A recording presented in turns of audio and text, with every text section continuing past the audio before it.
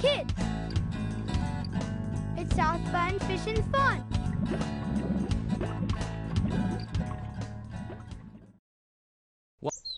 Welcome to South Bend for Kids Fishing Fun. To find out what the icons are for, click on the balloon with the question mark. If you're ready to play, click on the signpost and off we go to Big Fish Pond. To save your score, type your name in the box and click on the OK button.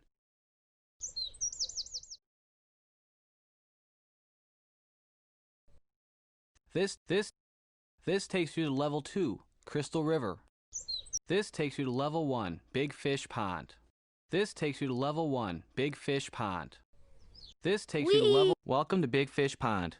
Click on the Start button to begin. Then use your mouse to find fishing hotspots. To make a cast, click on one of the hotspots. See how many fish you can catch before the time is up. Some of our animal friends are nearby. Click on various locations to find them. If you want to check out some fish facts or fishing tips, you can do this at any time by clicking on the book icons. Afterwards, you can continue the game right where you left off.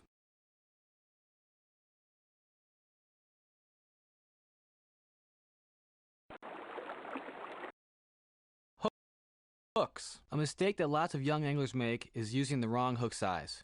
If you use a hook that is too big, it won't go into a fish's mouth. Sunfish, for example, eat tiny bugs and small worms. Your hook needs to be just big enough to hold the bait, but not so big that the sunfish can't easily eat it. Hooks come in all shapes and sizes. For most of your fishing, you'll need hooks from 1/0 big to 12 very small. Click on the chart to see what size you need.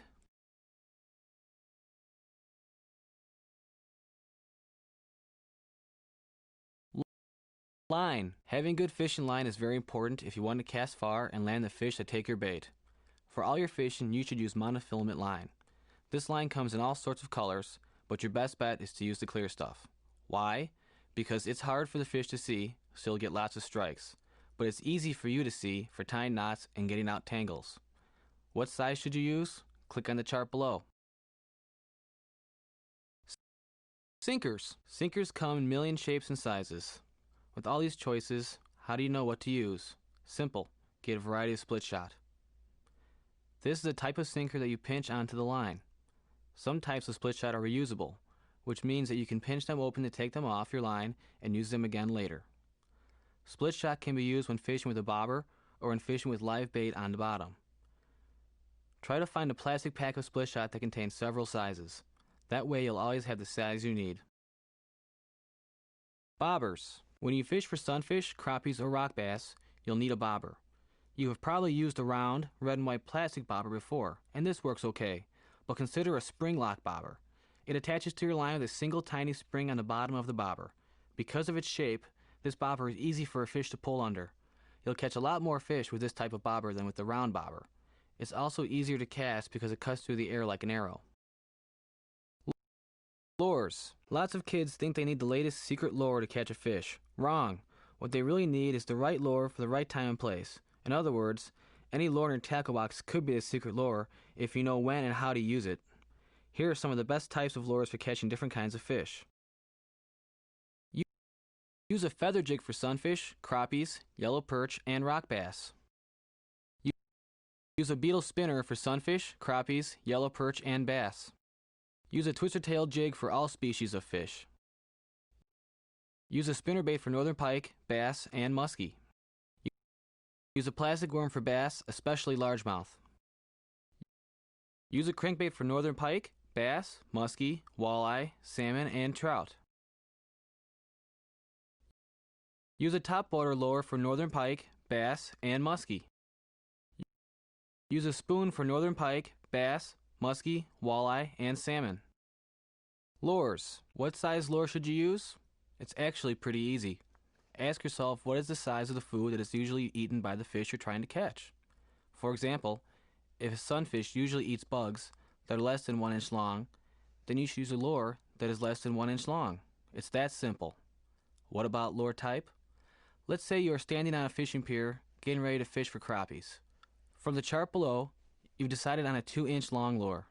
But should you use a 2-inch jig or a 2-inch spinning lure? Ask yourself how deep the crappies are living. If you can see lots of bug life and minnow life in the shallows, that is where the crappies are feeding. So use a shallow lure like a spinner. If you don't see any bugs and minnows, the crappies are probably a bit deeper. so you should use a jig. Get the idea? Another great way to find out how deep the fish are located is to ask someone working at a tackle shop. These people have a good idea of fish location through the year because they talk to successful anglers every day.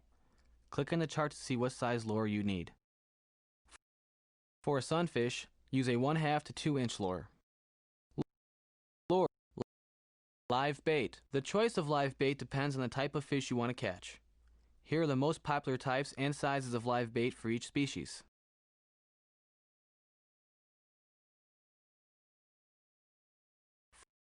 For a sunfish, use tiny worms, grubs, leeches, grass shrimp, crickets, or grasshoppers. For a perch, use small minnows, worms, leeches, crickets, grubs, or crayfish tails. For a crappie, use small minnows or grubs. For a trout, use 2 to 3 inch minnows, worms, or grasshoppers. A rock bass will eat most anything you can find. For a bullhead, use worms, leeches, crayfish, snails, or crickets. For a walleye, use night crawlers, leeches, or 2 to 4 inch minnows. For a smallmouth bass, use small minnows, grubs, or hellgrammets. For a carp, use night crawlers. For a catfish, use frogs, night crawlers, crayfish, or live or dead minnows, small minnows for small catfish, 6 to 12 inch minnows for big catfish. For a largemouth bass, use frogs, 3 to 6 inch minnows, crayfish, or night crawlers. For a northern pike, use 4 to 6 inch minnows. For a muskie, use 6 to 12 inch sucker minnows. Live bait must stay on your hook during a cast and also look natural to the fish. Here's how. For worms, put the hook through the worm several times, let the small ends dangle. Break a large worm into chunks and use them one at a time. For bobber fishing, hook a minnow through the back. Hook a cricket through the collar. Hook a leech through the sucker. Knot tying. After all the time and effort it takes to hook a big fish, the last thing you want is to lose it because your knot comes untied. Here's some good advice. Use the trilene knot shown below and this won't happen to you. The trilene knot is very strong and easy to tie. Here's how. Start by passing the line through the eye of the hook twice from the same side, leaving a double loop next to the eye. Next, wrap the free end about 5 times. Push the free end through the double loop. Finally, wet the line and tighten the knot. Cut the free end about 1/4 inch from the knot. Wet the knot before snugging it up. This helps tighten the knot without making it weaker. Leave extra line when clipping the free end of your knot. Some knots slip when a fish is pulling hard. The extra line will keep the knot from pulling loose.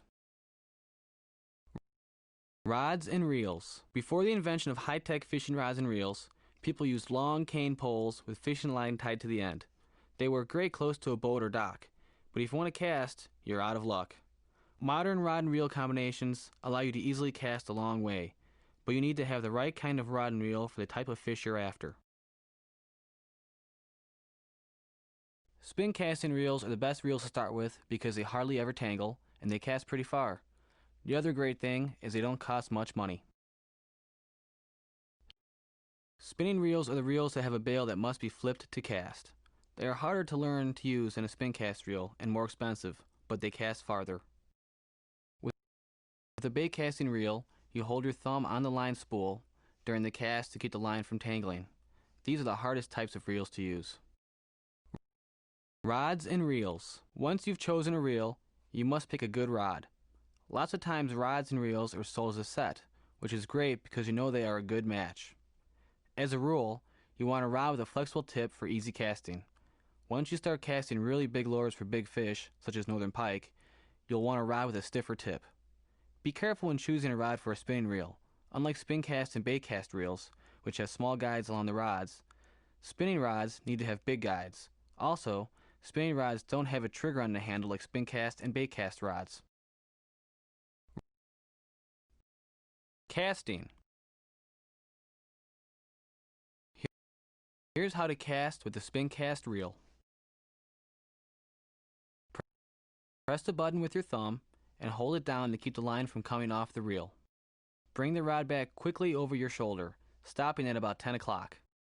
Bring the rod forward with a smooth motion and release the button with your thumb when the rod is at 12 o'clock.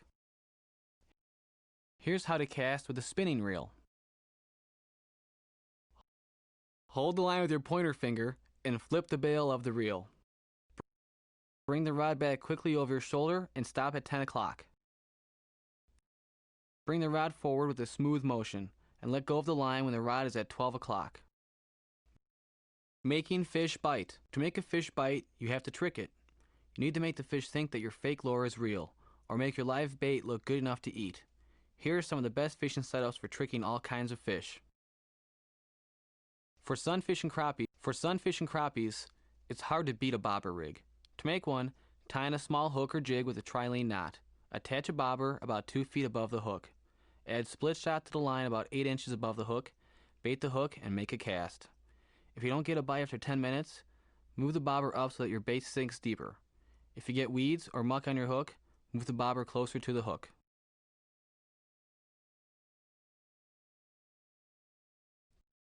Keep your line tight, so when you get a bite, you can get a good pull on the fish. Every 10 seconds, move your rod tip to wiggle the bobber. This helps the fish to find the bait. A bottom rig works great for catfish, bullheads, carp, bass, perch, and walleyes. To make a bottom rig, simply tie on a hook and put some live bait on it, and pinch on enough split shot to sink the bait to the bottom. In large rivers or fast streams, use larger split shot to keep the rig still. Make a cast to a place where you think the fish are hiding or feeding. Keep the line tight, but don't move it. If you don't get a bite in 15 minutes, reel in your line and cast to a new spot. For a bottom rig, hook a worm once through an end, a minnow through the mouth, and a leech through the sucker. Prop your rod on a Y stick tall enough to keep your reel out of the sand. Watch your rod. Jigs without bobbers can be used in shallow water, deep water, and everywhere in between. A jig is not the easiest lure to learn, but once you get good at it, you will catch lots of fish. Jigs can be used with or without live bait. If you don't use live bait, your jig should have feathers, deer hair, or some sort of plastic twister tail to trick the fish into thinking the jig is alive. When fish are near the bottom, cast your jig and let it fall to the bottom. Make the rig behave like a crawfish by slowly raising your rod tip to 1 o'clock, stopping, then slowly taking up the slack without moving the jig. Repeat these steps. When fish are not near the bottom, work the jig like a swimming minnow, twitching your rod tip as you wind in the line. Jigs without bobbers can be used in shallow water, deep water, and everywhere in between. Spinners come in all shapes and sizes. They don't look like anything real, but fish attack them anyway. Many experts think that fish hit spinners because the turning blade sends out a vibration similar to that of a hurt minnow. Spinners are great because you don't need to mess with live bait, and you can cast and wind them fast. They are great when you don't know where the fish are hiding because you can cast to a new spot every 10 to 20 seconds. Small spinners such as beetle spinners work great for sunfish, crappies, perch, and bass. Cast long and wind it in slowly, keeping the spinner 5 to 10 feet below the surface. Twitch your rod tip every 5 seconds to change the spinner's speed and direction.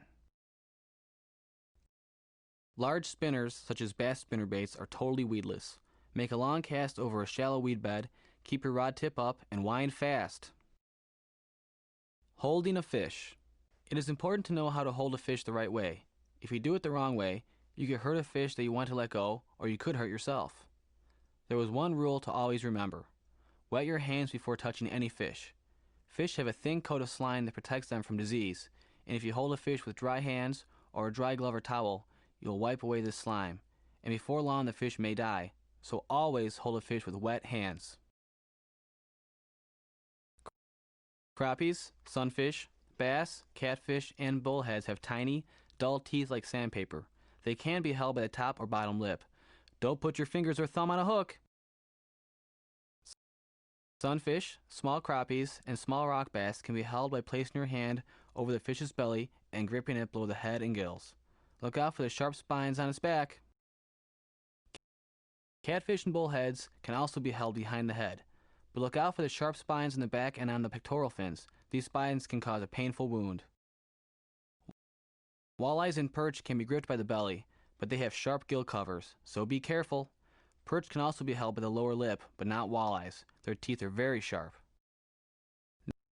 Northern pike and muskies have sharp, long teeth. Hold them by placing your hand over the back of the head and gripping them on the gill covers. They are very slimy, so hold on tight. Hooks. A mistake that lots of young anglers make is using the wrong hook size. If you use a hook that is too big, it won't go into a fish's mouth. Largemouth bass.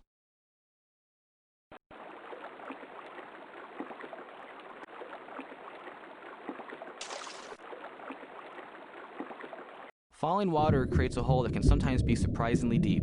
Strong predators, such as walleyes, will hide there waiting for baitfish and other prey that may drop into the hole on their way past the falls.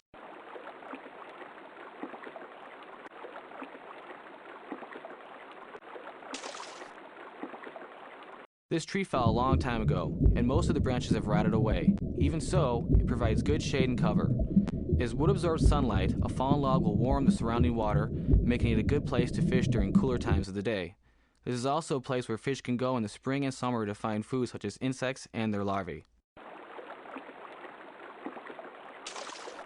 The process of building a bridge can increase the depth of the water in that location. This, in combination with wooden pilings and gravel, provides a great mix of depth, warmth, and eddies, and is attractive to many species.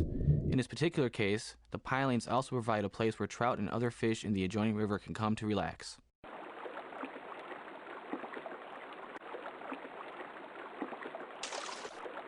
A trench provides a cool, dark environment that is especially attractive to catfish.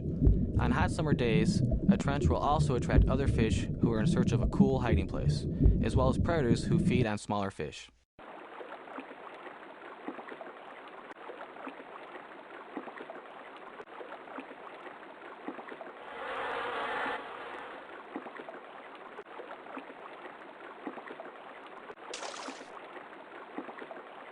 A wooden dock provides a great combination of shade, cover, and insect life to keep most shallow water species happy.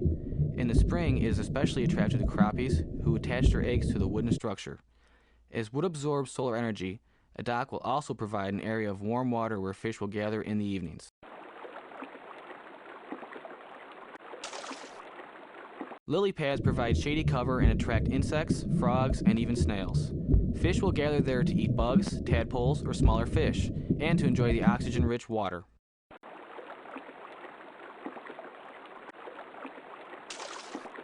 The exposed gravel and circular shape of fish nests make them easy to spot in clear or shallow water. Adult fish will use their tails to fan away the silt and exposed gravel underneath, which provides good cover for the eggs. An adult will protect the nest rather than hunting for food, which makes the nest a great place for fishing in the spring.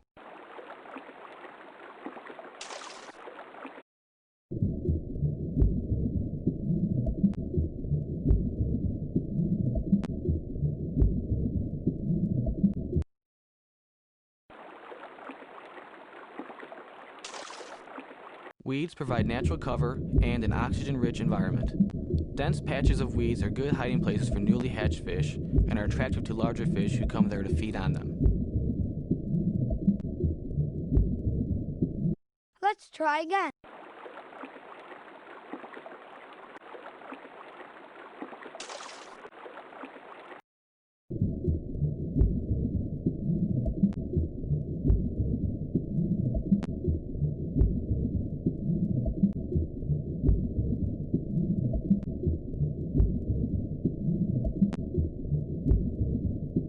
Keep trying.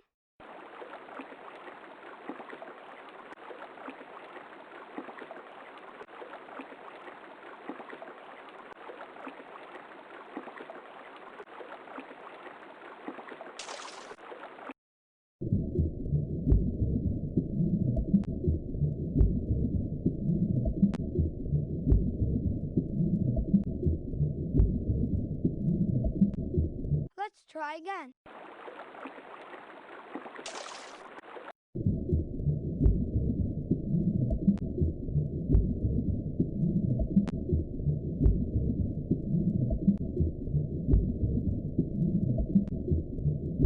make another cast.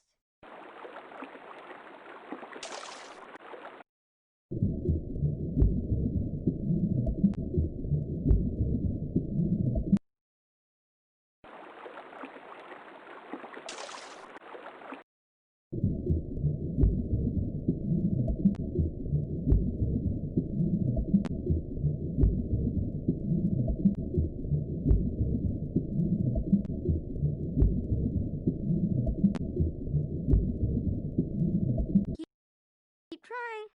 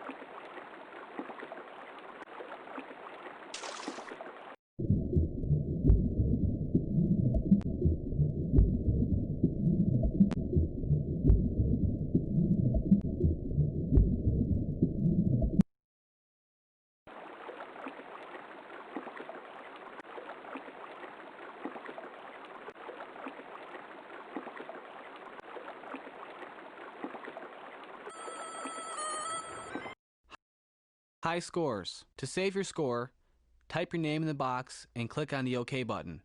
To erase all scores, click on the X button.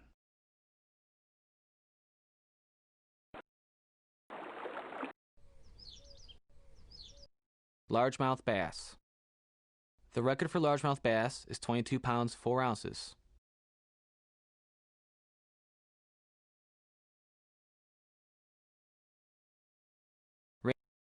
Range of habitat. Range of habitat. I caught a trout. I'm the amazing fisherman.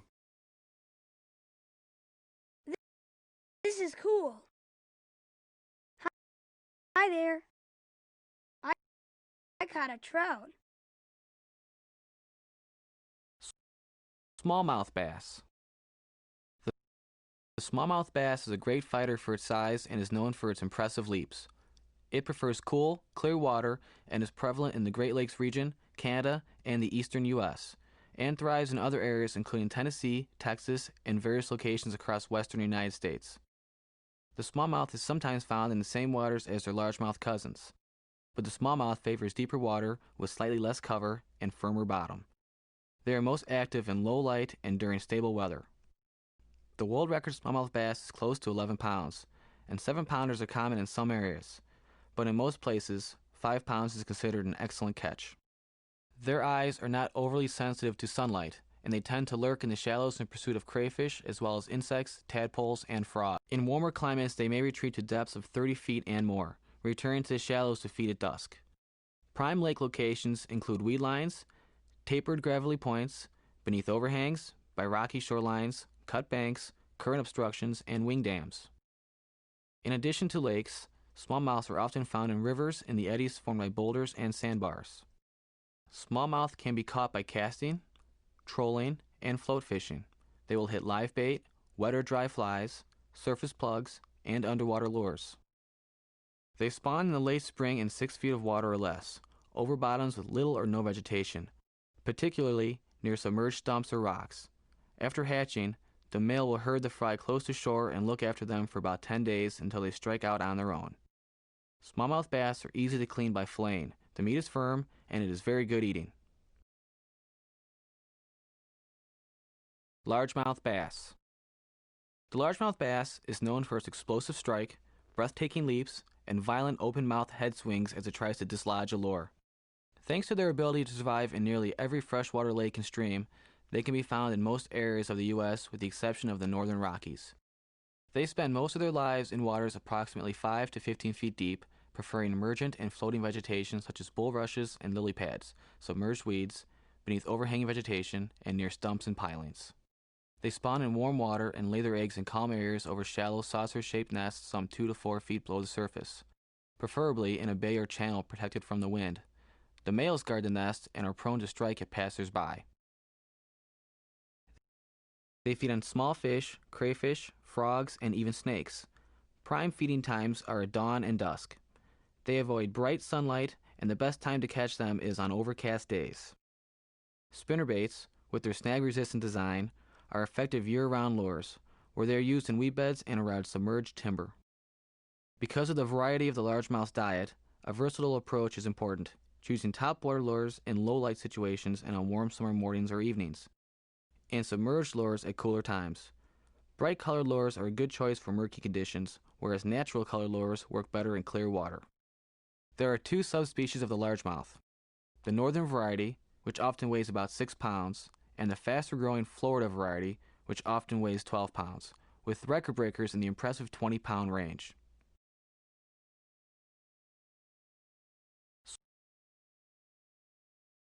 Striped bass. The striped bass travels in schools and is quick to strike, is a hard hitter and a good fighter, which makes for exciting fishing. Similar to the exclusively freshwater white bass, the striped bass is native to the Atlantic coast, but has been successfully transplanted to the west coast as well. Both varieties migrate uprivers during the spawning season. As a result of damming, the striped bass have made a successful transition to fresh water, although they haven't thrived in a number of locations. Striped bass vary in size from 3 to 40 pounds, although some saltwater trophies have exceeded 100 pounds. Freshwater stripers usually run in the 5 to 10 pound range, with the record holder weighing in at 67 pounds. They prefer large bodies of water and are usually found in open water, rather than in the vicinity of submerged cover. Their favorite diet is shad, but they will go after both live bait and artificial lures such as heavy spoons and jigs. They are pack feeders, and when they go after a school of shad, the baitfish will leap out of the water, attracting seagulls that dive in after them and serve as a beacon to alert anglers.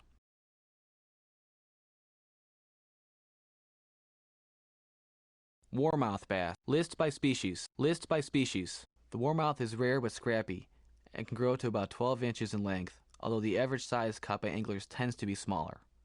A shy fish, it prefers mud-bottom lakes or ponds with plenty of weeds, stumps, and other cover. It is a great fish for both fly and spin rods, and it will respond to artificial flies, poppers, and small surface lures, as well as worms and minnows. Cane poles are favored late in the season for dropping bait into openings between the weeds. It builds its spawning nest in weedy, mud, and silted areas close to stumps and rocks, preferably in the backwater lakes of large rivers. While not as flavorful as the rock bass or bluegill, it is a popular sport fish.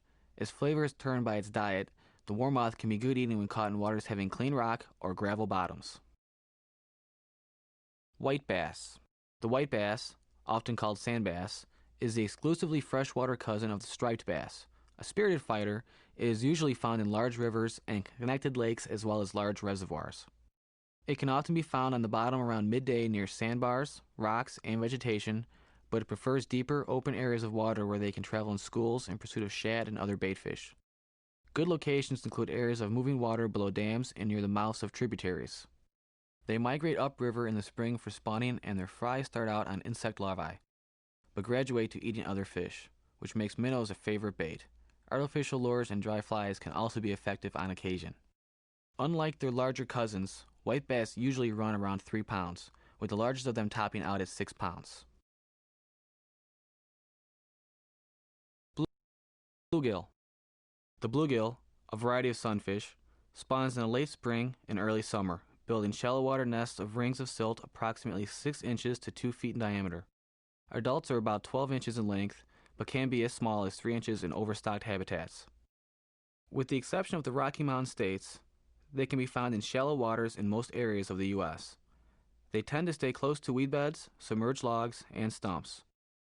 The bluegill strikes hard and is a scrappy little fellow, tending to swim in fast circles when hooked. Its flat body gives it considerable leverage, making it a worthy opponent for fly fishing and fun for adults and children alike with spinning or spin cast tackle. A good time for bluegill is in the evening and early morning when they are feeding on insects. Channel catfish. Channel catfish are found in larger rivers and lowland lakes, but are also found in deep holes in fairly small streams. While bass and panfish are the leading game fish, catfish come in a strong third. Channel cats are the most widespread of the catfish. They are usually about 12 inches long and rarely exceed 20 pounds, although the record is close to 60 pounds. They are named after their cat-like whiskers, or barbels, which they use to smell out food. Their well-developed sense of smell makes it easy for them to find food along the bottom and makes them especially susceptible to stink baits. They spawn in the summer, depositing their eggs in secluded places such as beneath cut-out riverbanks, in holes, and even in castaway items such as tires and tin cans. The best times to catch catfish are during sudden changes, such as quickly rising water. Catfish are mainly night feeders, and they spook easily. Good places to look are beneath dams, near submerged debris and log jams. Catfish prefer medium and large warm water rivers, usually staying in slow water channels near fast-moving water. They are mainly bottom feeders. Popular fishing methods include the use of stink baits with slip sinkers, jug fishing with 4 to 6 hooks on a single line attached to a floating plastic jug, and chum fishing with fermented grain. The chum method, which can be used year-round in all conditions, is particularly effective with channel cats and can create a feeding frenzy, resulting in an almost immediate bite.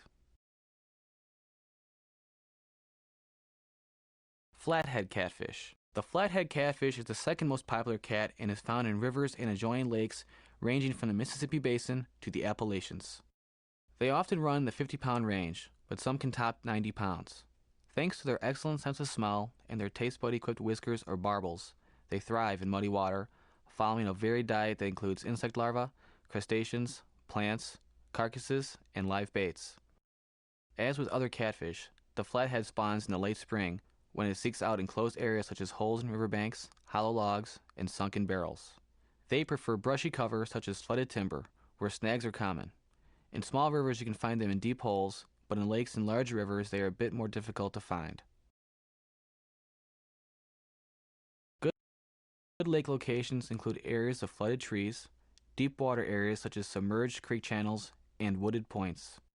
Natural and prepared baits are the best way to take a catfish, primarily when used with bottom rigs, although bait suspended near the bottom by a plastic jug or other float is also common.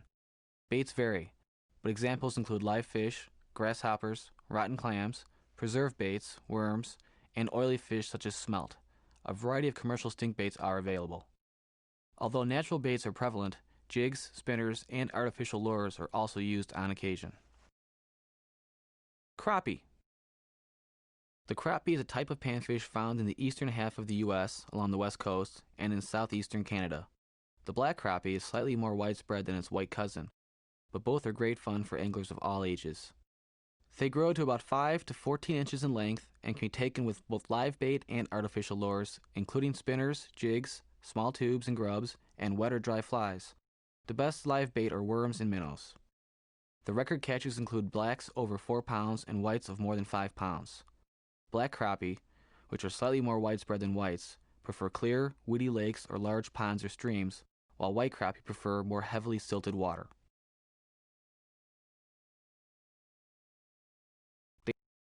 They are good fighters and they move in schools, so if you catch one, you will probably catch several more. Their spawning habits are similar to bluegill, but they prefer slightly deeper water. Crappie are easy to catch, but their nomadic habits can sometimes make them hard to find. Favorite spots are near emergent cover, such as bulrushes, but they often move into open water in search of food. They are also found in shallow bays after the ice disappears. Their prime feeding time is at night, but they can feed in the day. They respond well to minnows on light slip bobber rigs. Small spinners and spoons are effective in waters shallower than 10 feet, while jigs work well in deeper waters. Light spinning and spin cast tackle works well, as does fly fishing tackle in shallow water with small streamers and bright-colored wet flies. While slow, uneven retrieves work best, the twitch and sink approach can also attract a crappie.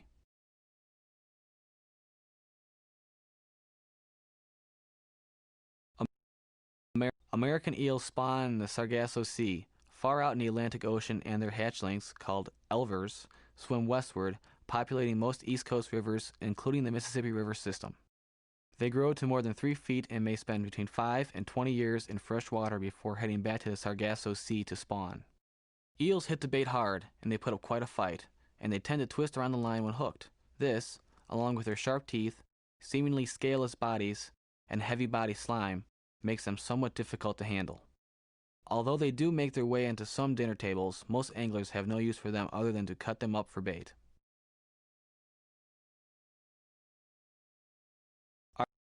Arctic grayling. The Arctic grayling is found in cold, clear water lakes and rivers in northwestern Canada, Alaska, and in a few isolated locations in Montana. They rarely grow larger than 18 inches and are easily recognized by their large dorsal fin and striped pelvic fin. They feed on small and medium-sized insects as well as freshwater shrimp. Dragonflies, grasshoppers, and beetles are also on the grayling's varied menu. The Arctic grayling is not hard to catch, but because of their small mouths, they tend to nibble rather than strike hard. They will often strike and then dart away before you can set your hook, so good reflexes are a must. Graylings can put up a good underwater battle, and once the fight is over, you'll have earned yourself a delicious meal. Carp. The carp originated in Asia and can be found in North America as well as Europe. They are not popular in North America and are considered by many to be junk fish. Grass carp can weigh nearly 25 pounds, while common carp exceeding 80 pounds have been caught in Europe. In North America, 15 to 20 pounders are common. Carp are not good neighbors, and they store up a lot of silt when feeding, which drives off more popular clear water species. Their tolerance for muddy waters, however, enables them to survive in places where most other fish cannot. Carp are strong, stubborn fighters and require strong tackle. They eat a variety of foods, including roots of plants, and they can be caught with dough baits, worms, and kernels of corn.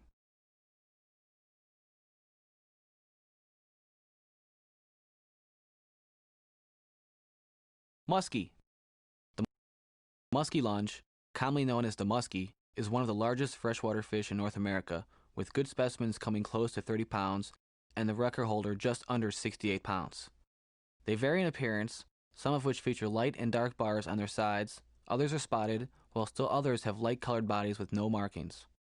Muskies are territorial and will lay claim to a particular spot, such as a point, a sunken log, or submerged structure, chasing other muskies away.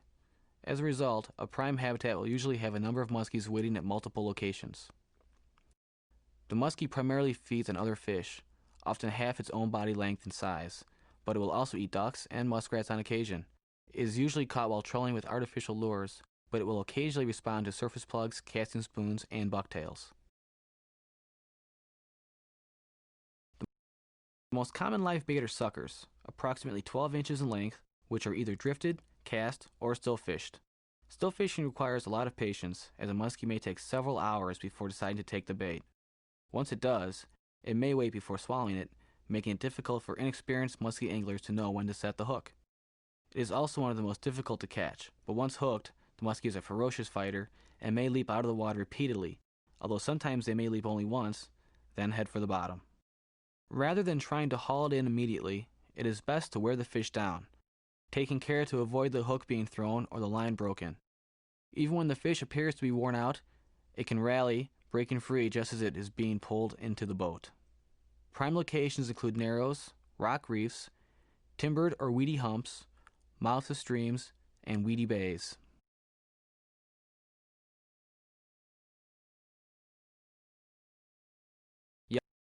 Yellow perch. The yellow perch is one of the best tasting freshwater fish around and is very popular. They are relative to the sauger and walleye and live in similar areas, including both deep and shallow lakes, ponds and streams, but have a preference for clearer water. Found across the northern U.S. and Canada, they prefer cool waters and are a favorite of ice fishermen, but they will feed year-round, moving into deeper water in the summer. They spawn as soon as the ice disappears in northern lakes, usually when the water reaches around 45 degrees. They lay their eggs in jelly-like bands that cling to plants and debris. The eggs, which are quite numerous, attract such predators as walleye, northern pike, and largemouth bass. Due to their poor night vision, yellow perch feed primarily during the day.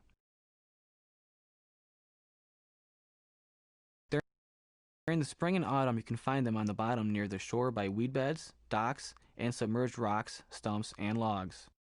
Most yellow perch are caught with live bait such as minnows or worms. Spinners, flies, and spinner-fly combinations are a good choice of artificial lure, but they need to be retrieved slowly to be effective. Suitable tackle includes light spinning or casting gear, fly rods, and cane poles, but most are caught with light spinning gear. They can be quite abundant in some areas, which has a negative impact on their size. As a result, lengths of 7 to 8 inches are considered acceptable, but the record specimen weighed in at more than 4 pounds.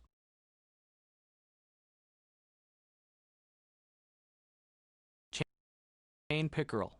The chain pickerel is a member of the pike family and is the largest type of pickerel, averaging 2 to 3 pounds, but they sometimes weigh more than 5 pounds. They are prime sporting fish in the northeast, where many are caught by ice fishermen, but are less popular in the south, where largemouth bass and bluegill enjoy an edge among anglers. Similar to northern pike and muskies, pickerel lay their eggs in shallow water and leave them unattended. Their young feed on insects until they are about 6 inches long, when they switch to a diet of small fish. Pickerel are fighters and will often jump out of the water several times before being hauled in. They will go for spoons and other artificial lures. Fly fishermen often catch pickerel with streamer flies or small spinner lures.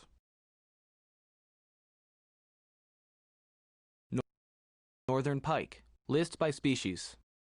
The northern pike is a great fighter, is abundant, and can be found in a wide range of cold water lakes and rivers in Canada and the northern U.S., as well as in northern Europe. Similar to its cousin, the muskie, it is highly predatory and will eat most anything that can swim, including fish, mammals, and waterfowl.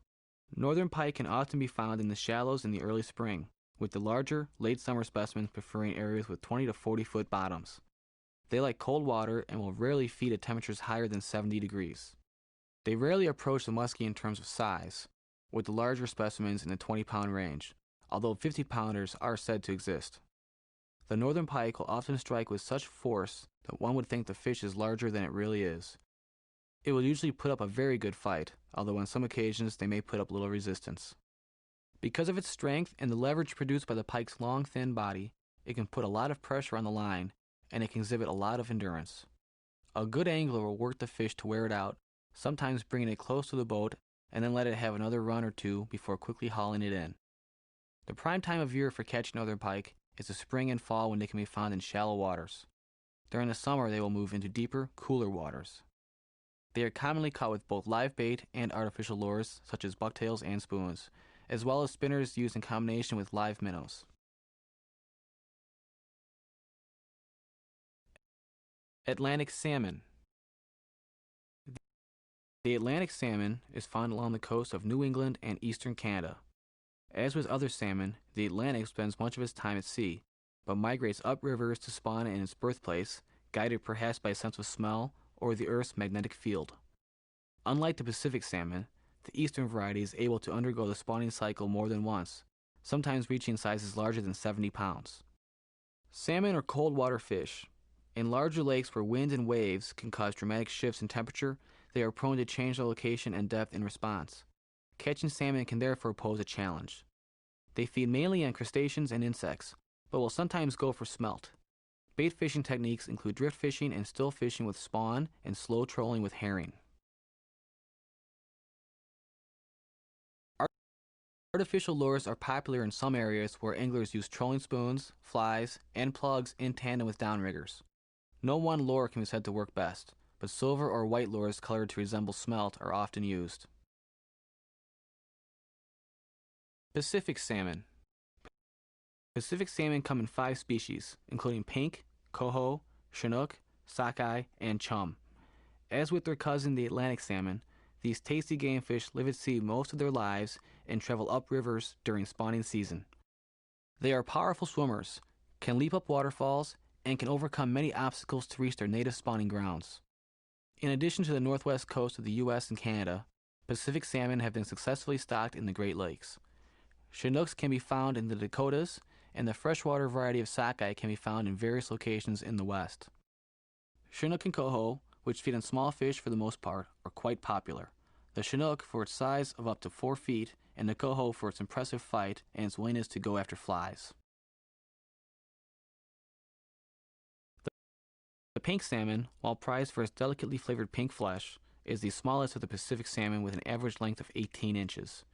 Chum salmon are not as popular as others, largely because of the short distance of their inland migration. They are good fighters, and they will go for artificial lures. The sockeye differs from its cousins in that it is rarely caught at sea with either lures or live bait. During spawning runs, it can be tempted by artificial lures. When hooked, the sockeye will put up an impressive fight. A distinctive feature of the male is that it changes from silver to bright red when spawning. Slow trolling with herring or small spinners and spoons is a productive technique, especially when using downriggers to spread out the bait and hold it at the correct depth. Still fishing with spawn, worms, and other fresh bait is also effective. Unlike its Atlantic cousins, Pacific salmon exhaust themselves during their migration and only spawn once.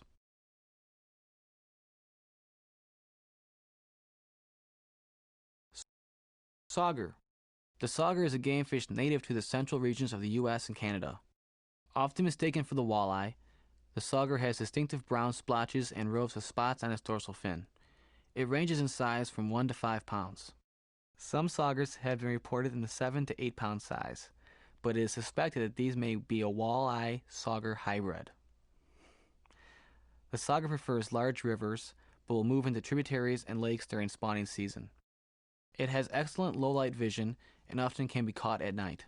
They also prefer slightly deeper water than walleye. They congregate in schools and are often found close to structure, but they will sometimes suspend in water or scatter across flat areas. Once you identify a prime location, it is important to maintain a constant depth and to work a spot slowly, usually with an electric. Like the walleye, saugers are finicky eaters, and they have to be coaxed in order to provoke a response, often using live bait. Slip sinkers or slip bobbers with live bait are commonly used for sauger.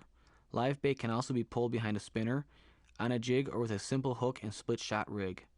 Many anglers rely on fish finders and GPS systems to locate and log underwater structure, making it easy to return to prime sauger locations on their next visit.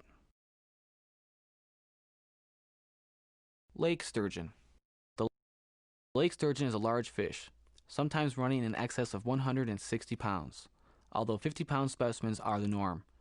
Before the enactment of laws governing sturgeon fishing, the lake sturgeon was important to commercial fishermen for both its meat and its roe, which is used for caviar. It is primarily a freshwater fish and it prefers deep holes in large rivers, but it can sometimes be found in brackish waters as well. Its range of habitat stretches from roughly 500 miles east and west of the southern edge of the Hudson Bay, across the Great Lakes, and as far south as Kansas. It is a good fighter, and will go for such baits as small fish and worms. Sturgeon fishermen often use surf gear with 50-pound test line, but many lake sturgeon are taken on smaller sport tackle. Lake trout. The lake trout is the largest member of the trout family, with 20 to 50-pound specimens being common, and with record winners at around 100 pounds. They require colder water than any other game fish. They can be found in the Great Lakes and the deep water lakes of the northwestern U.S., but their primary habitat is eastern, northern, and western Canada, and much of Alaska. Slow growth is a characteristic of lake trout, with some trophy specimens reaching the estimated age of 40. Its excellent vision is somewhat useful in deep water, but this takes a back seat to its sense of smell. It is primarily a day feeder, preferring smelt and other fish in some areas, and aquatic worms, insects, and crustaceans in others. Lake trout spawn in 5 to 20 feet of water over rocky bottoms. Good locations for catching lake trout include river mouths, rocky points, narrows between lake basins, deep slots during the summer months, and shallow reefs in the fall. Fishing techniques vary according to the depth of the fish. Casting with silvery spoons and still fishing with dead bait are effective in the spring and fall, whereas the swivel rigs and vertical jigs are productive in the summer when the fish move to deeper water. Common lures include vibrating blades, jigging and trolling spoons, lead head jigs, and dodger and fly combinations. Due to the relative lack of snags in lake trout habitats, medium to medium-heavy spinning and bait casting tackle is preferred over heavy gear. They have a tendency to roll when hooked, so it requires some skill to bring a lake trout into the net.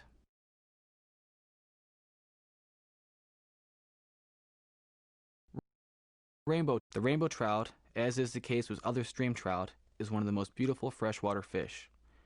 Originating along the Pacific coast and eastern Asia, it is easily transplanted and can now be found across colder stretches of rivers and some cold water lakes across western North America from California to Alaska, across the Great Lakes, and in some southern locations such as Tennessee and Arkansas. Being the prey of various large birds and mammals, they are very wary and they tend to dart beneath vegetation, undercut banks, and fallen logs when spooked. They prefer relatively swift water and are powerful swimmers. This, combined with a tendency to snag lines when running for cover, makes them difficult to land. They are good fighters, both above and below water.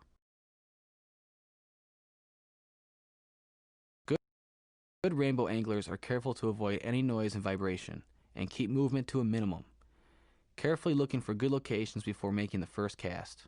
Fly fishing is the legendary method for landing stream trout.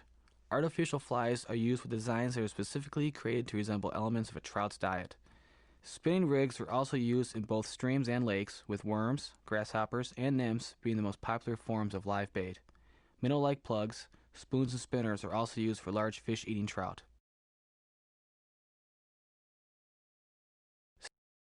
The steelhead is a version of the rainbow trout that spends much of its adult life at sea or in the open water of inland lakes. It is the fastest of all freshwater fish and is very strong, sometimes leaping several feet out of the water. This legendary fighting ability and vigorous acrobatics in conjunction with their swift water habitat tilt the odds against landing a steelhead living along the Pacific coast. It will move into streams during the summer or fall, staying until spawning time the following spring, then returning to sea. Lake-dwelling steelhead travel long distances up tributary streams, easily leaping mid-sized waterfalls on the way. They are larger than their rainbow cousins, averaging 4 to 6 pounds, with record winners clearing the 40-pound mark. The best technique for catching steelhead is drift fishing with spawn bags or yarn flies. Lures include imitation salmon eggs, crankbaits, inline spinners, and heavy spoons.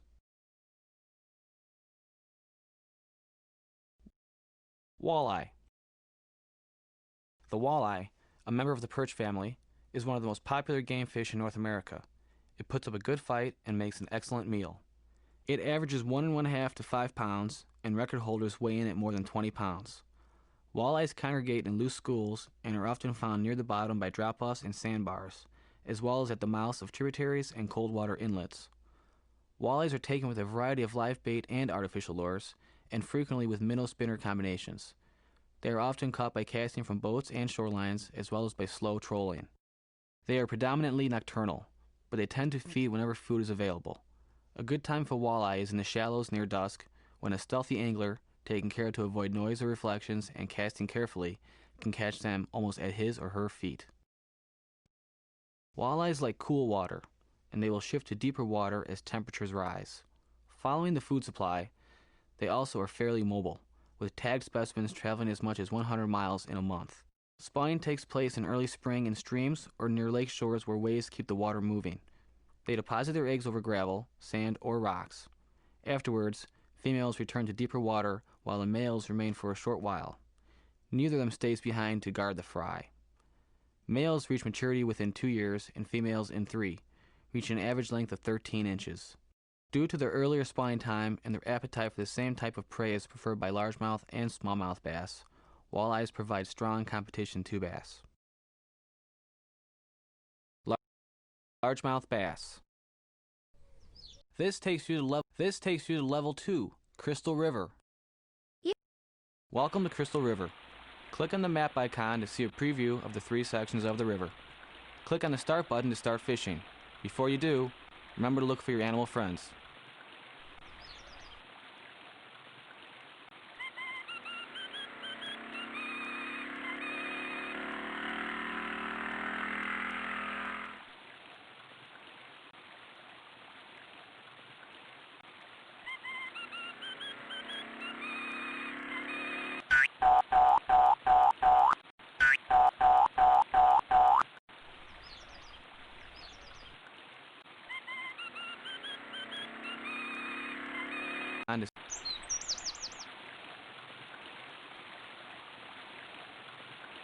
Brush piles are excellent hiding places for smaller fish and are a place where insects can gather, providing food for the fish.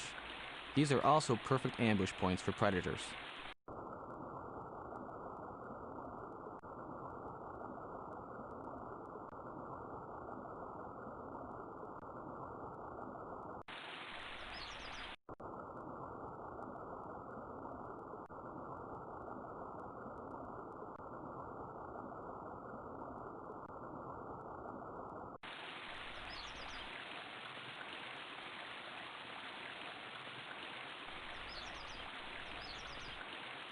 The eddies behind boulders provide small areas of calm water where smaller fish can rest.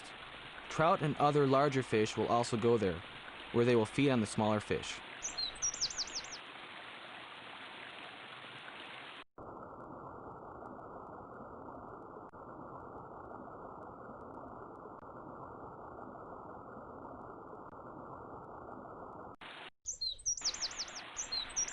When the current moves around the bridge piling, it causes turbulence that can create a hole. Predatory fish such as trout and walleye will hide in the hole, waiting for smaller fish to swim by.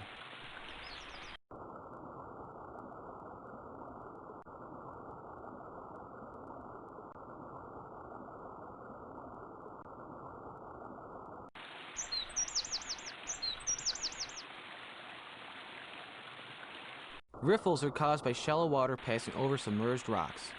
This is a good location for trout, who will spend their mornings there feeding on insects.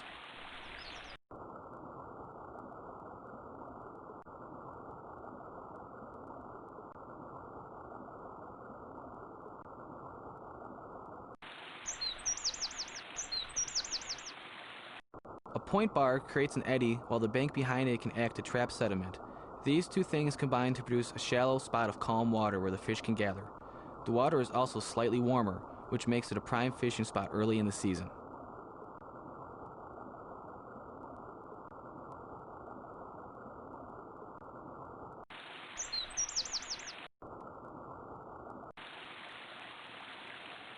This is an area under a riverbank where the movement of water has washed out the soil. It provides good cover for catfish and other predators who feed on drifting forage.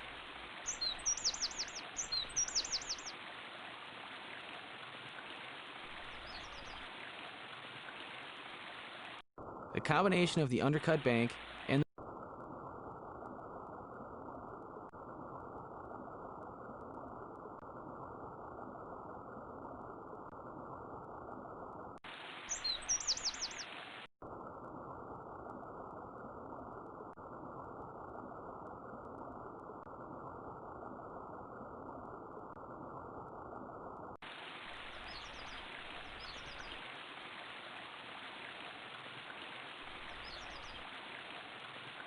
a freshly fallen tree creates an area of calm water and provides excellent submerged cover as well as a great deal of shade. It is a good place to look for a variety of fish, both inside and underneath, as well as those swimming nearby.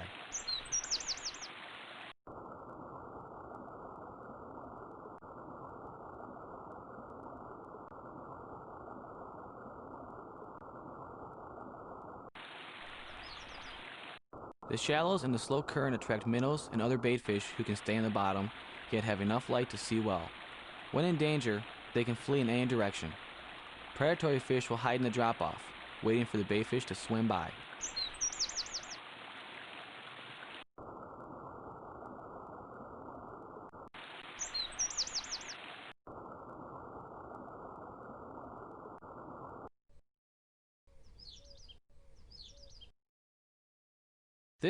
This takes you to level 2, Crystal River.